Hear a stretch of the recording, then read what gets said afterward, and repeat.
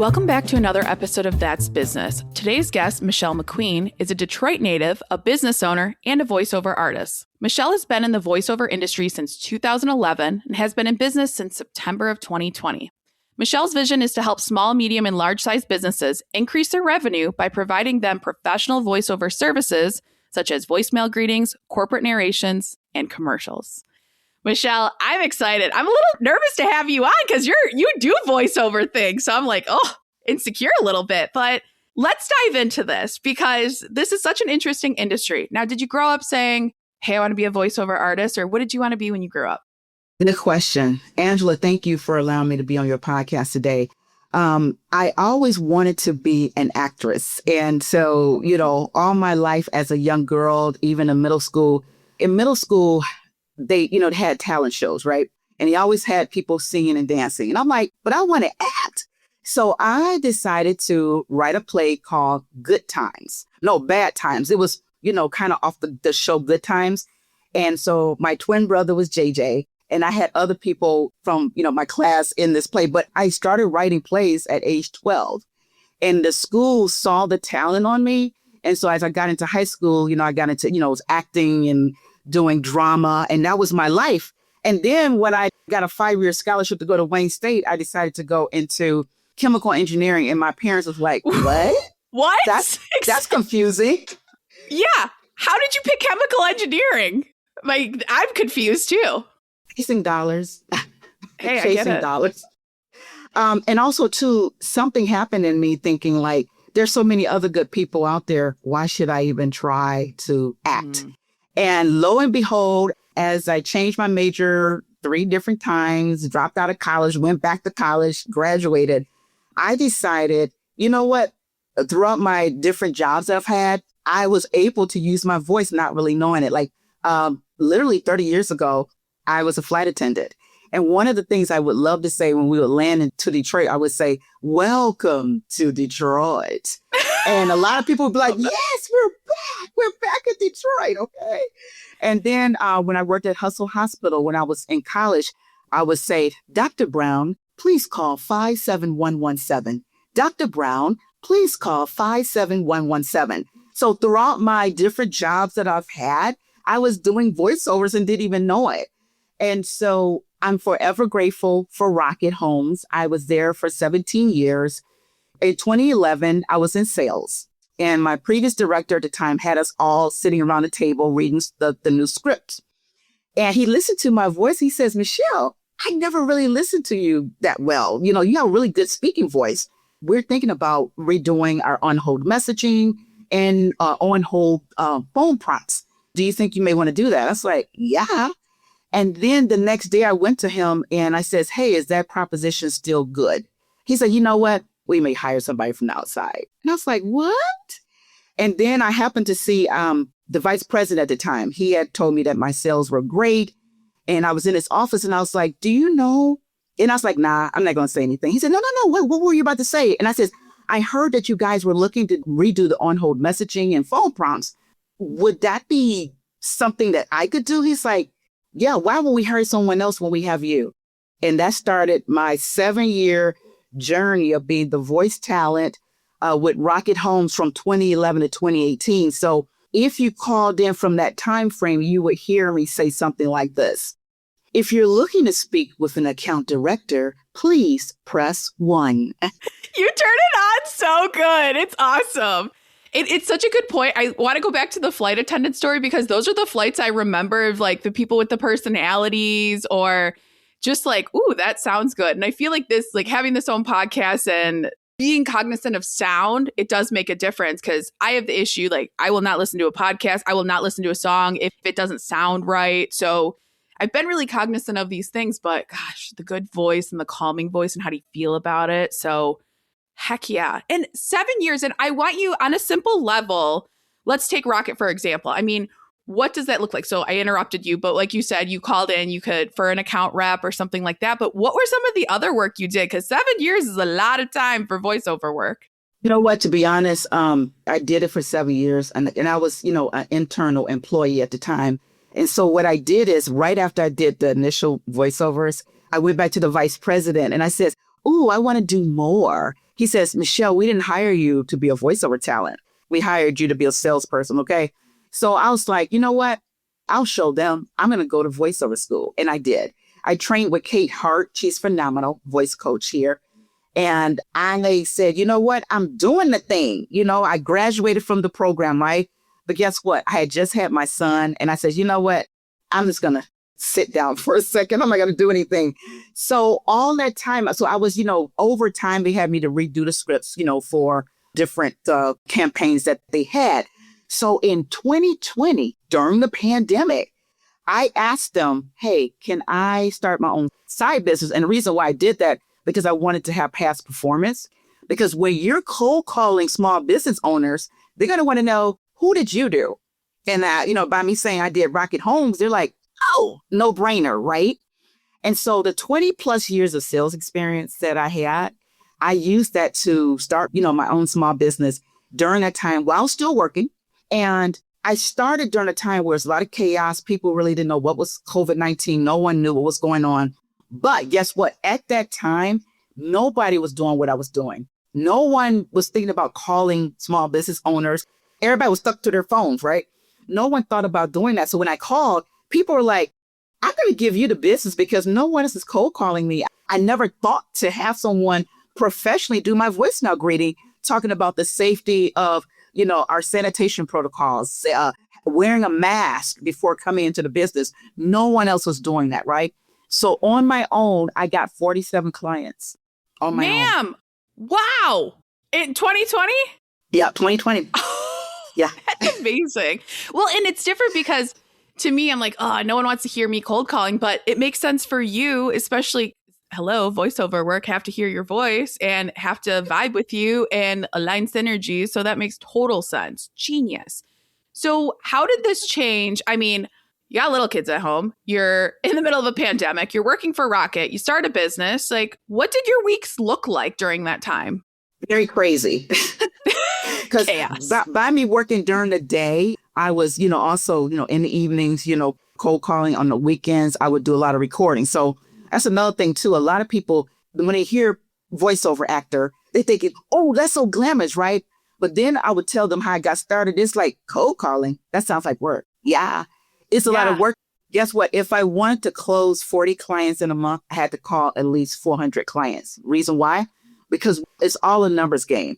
Mm-hmm. So I would cold call like maybe 100 people a week, right? So at 400, 100 a week. Out of that 100, maybe 25, 30 would say yes, follow up, right? Then I will follow up with those individuals. And then maybe 10 would say, I raise my hand to go forward. Because when you give people time to think, they're like, you know what? Nah, I'm good. I don't need you. I'll do it myself, whatever. So you have to put the work in. It's a grind. It's not like, oh, everybody you call is going to say yes. No, you're not. You're going to hear no, no, no, yes. I'll never forget my first client. I was doing all this cold calling. My first client was a barbershop in Southfield, Michigan. And when he said, yes, I'm ready, I'm like, oh, you are? And he was like, what's the process? And I was like, oh, okay. I don't know. We're going to figure it out. I said, I'm going to write the script and then I'm going to review it with you. And then if you like it, I will come to your facility and I will voice the voicemail greeting. But it's funny because I was making it up as I went on. And of course, I got a system after that, but I didn't know what I was doing. But you know what? I did not let that stop me. And I didn't have a studio at the time. So I would do the recordings in the business on their cell phone, on their hardware landline phone. So that didn't stop me. That did not stop me at all.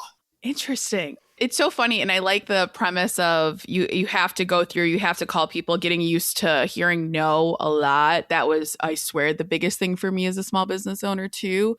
But even just like moving forward. And in the short time that I've known you, I just feel like you're a trailblazer and you're like, screw it. Let's just keep going. We're just going to keep going. I don't care. We're just going to keep going.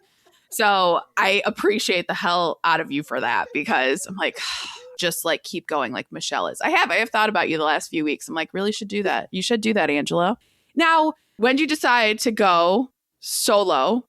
You're on your own, all in on the business, 100%. What got you to that point of being like, okay, making that leap? Because I know a lot of people are afraid to do that. I had to get fired from my job to do it. So What was that transition like for you?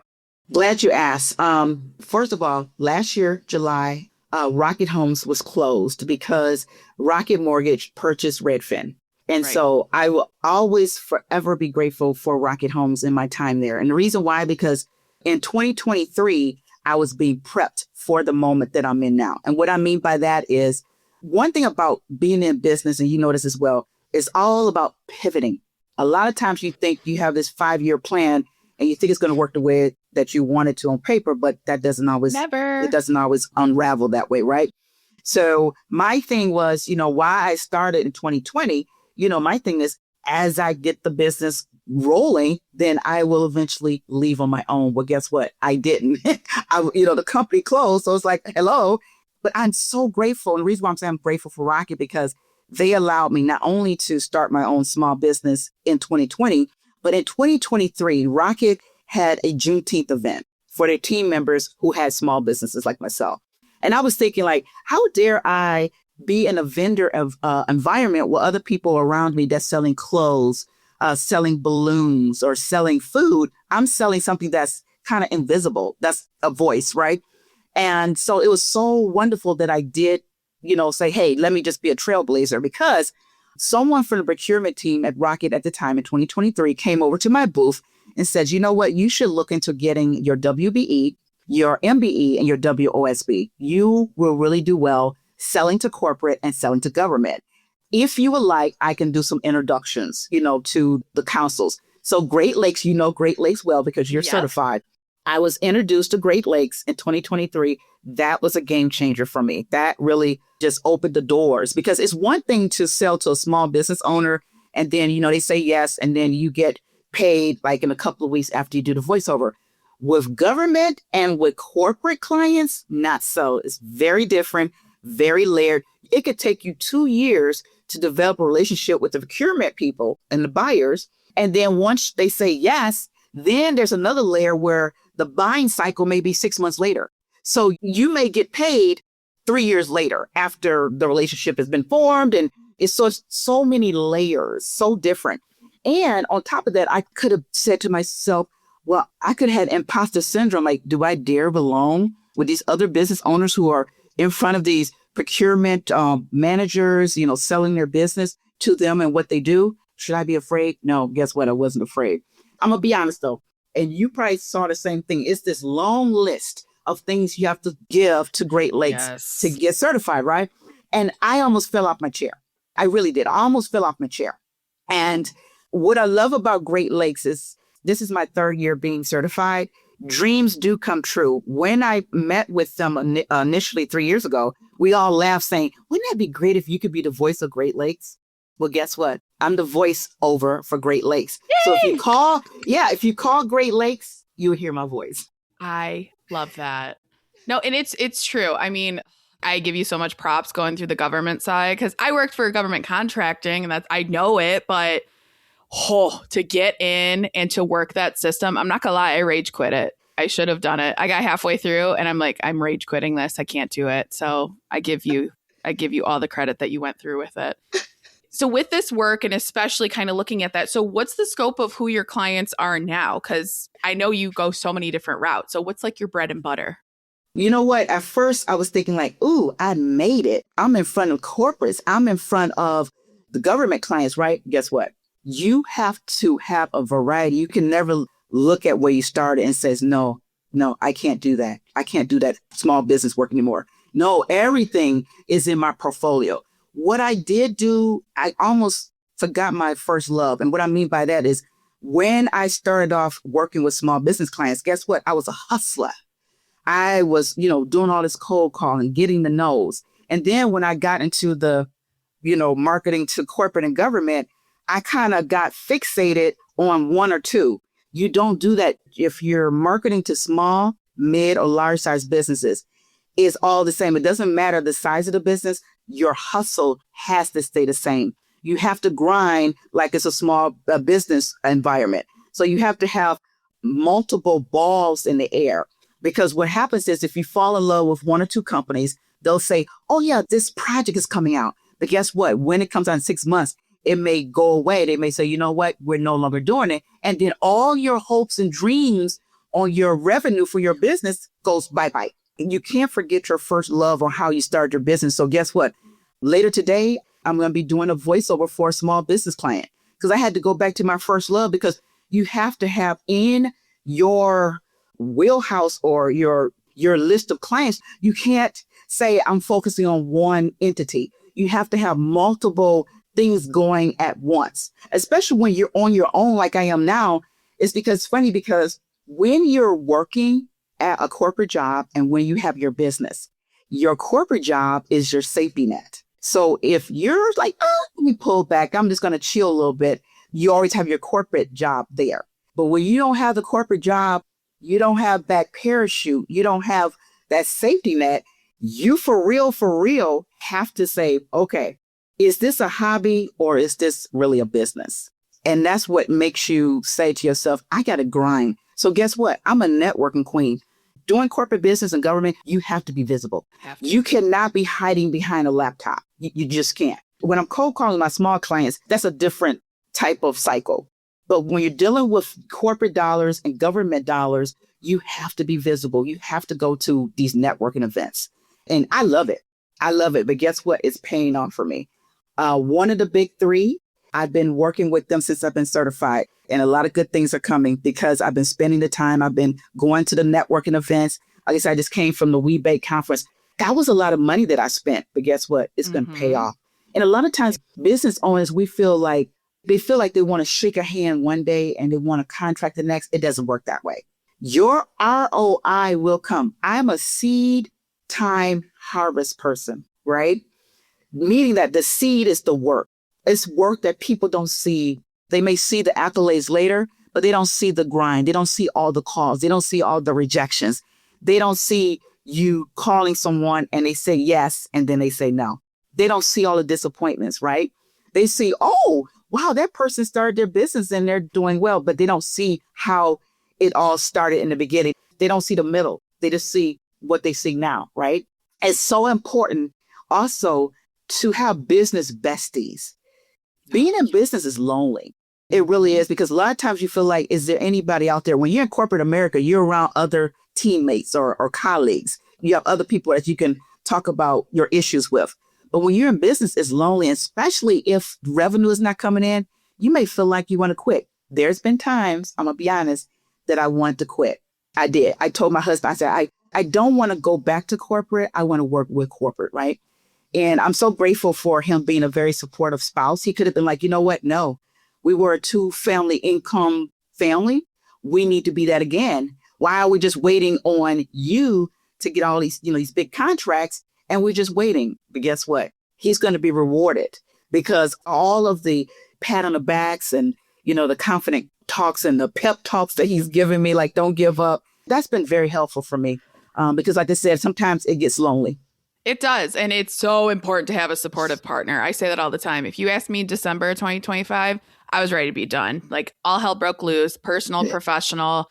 I cried, I think, every single day the last 2 weeks of the year, including on Christmas that we celebrate and all. But I'm like, I can't do it. But fiance over here, he was like, yeah, what are you doing?